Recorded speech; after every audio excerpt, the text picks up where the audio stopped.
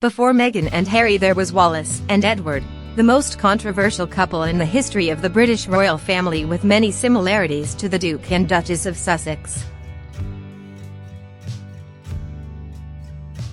Wallis Simpson, an American divorcee, and the man who would be king, Prince Edward VII, met and fell in love in the early 1930s while Simpson was still married to her second husband. Their relationship was frowned upon by the then Prince of Wales family and British society.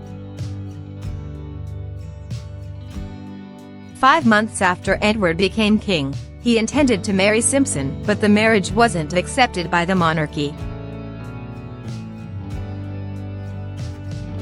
Such was his love for her, King Edward abdicated, and the couple split their time between Europe and the US, choosing to live a quieter life than the negativity-plagued one they left behind. Sounds so familiar, doesn't it? The scandal set Queen Elizabeth II on course to ascend the British throne after her father, and Edward's brother, George VI, was left to take over. At just 25, Princess Elizabeth stepped up following her father's death in 1952. There are significant differences between the Duke and Duchess of Sussex and King Edward and Wallis Simpson's situations. For example, Harry is sixth in line to the British throne and therefore unlikely to ever rule, and his marriage to American divorcee Meghan was supported by the royals.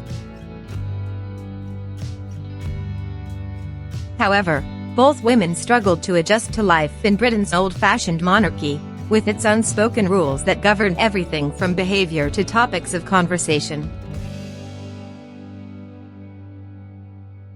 And both women were victims of vicious treatment by some parts of the British media. It was in 1931, during her second marriage, that Wallis Simpson met the then Prince of Wales. The couple began a relationship and fell in love. In 1934, Edward introduced Simpson to his mother at a party, outraging his father, King Edward VIII. Vicious rumors were spread about Simpson with accusations of multiple affairs, all of which were completely unfounded and thought to destabilize the relationships. News of the romance didn't become public until Edward became king in 1936, with Simpson forced to flee the country due to the unfolding scandal. According to reports at the time, she was viewed by some as a woman of limitless ambition, said by Sir Horace Wilson in a letter to Neville Chamberlain in 1936, who was pursuing the king due to his wealth and position. It was hoped the pair would come to their senses, realizing marriage wasn't on the cards for a twice-divorced American and the future King of England. But such was their love, Edward chose to abdicate the throne to be with her.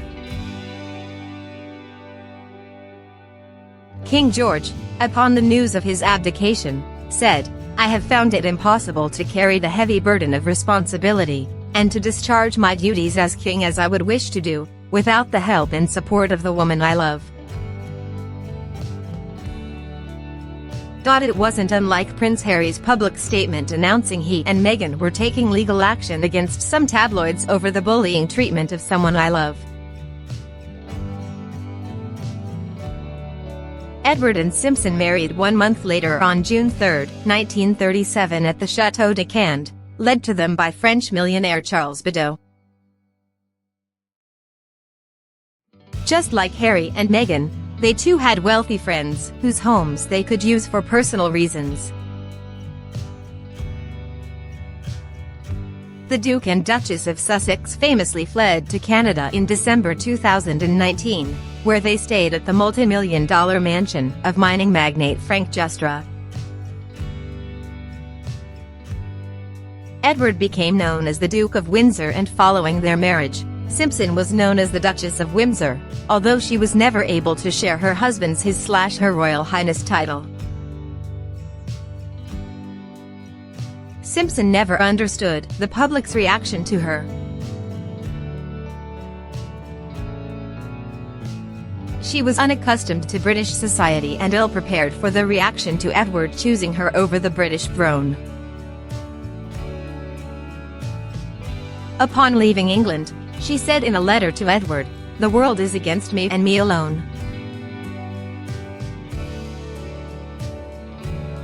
Not a paper has said a kind thing for me." However, she wasn't totally naive about the impact the king's decision would have on her life, just the ferocity of it.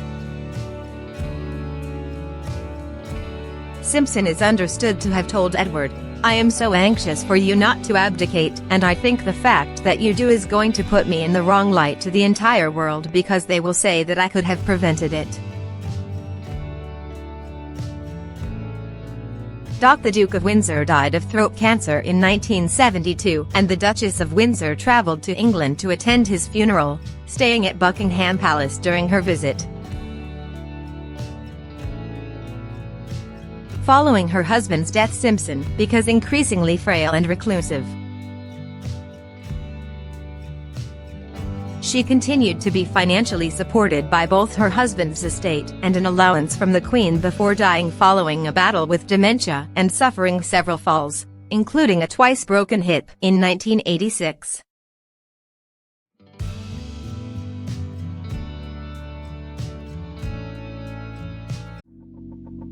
Let it go, let my body go.